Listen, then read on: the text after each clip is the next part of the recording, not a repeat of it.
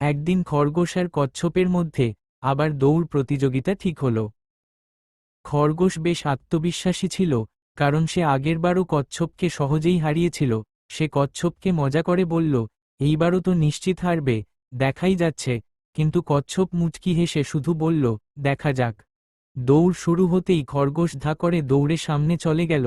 কচ্ছপ ধীরে ধীরে তার ছোট ছোট পায়ে এগোতে লাগল। দৌড়ানোর সময় খরগোশ রাস্তার পাশে একটা বিশাল গাজরের ক্ষেত দেখে থমকে দাঁড়াল।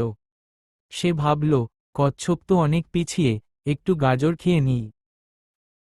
গাজর খেতে খেতে সে এতটাই তৃপ্ত হল যে গাছের নিচে শুয়ে একটু বিশ্রাম নিতে গিয়ে ঘুমিয়েই পড়ল।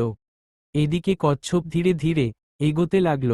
হঠাৎ সে দেখে খরগোশ আরামে নাক ডেকে ঘুমাচ্ছে। সে কোনো শব্দ না করে চুপি চুপি ফিনিশ লাইনের দিকে এগিয়ে গেল। কিছুক্ষণ পর খরগোশ ঘুম থেকে উঠে চমকে গেল, ওরে বাবা, আমি ঘুমিয়েছিলাম। সে দৌড়াতে শুরু করল, কিন্তু যখন ফিনিশ লাইনে পৌঁছালো তখন দেখে কচ্ছপ আগেই পৌঁছে গেছে। খরগোশ হতভম্ব হয়ে কচ্ছপকে জিজ্ঞেস করল, এটা কিভাবে সম্ভব?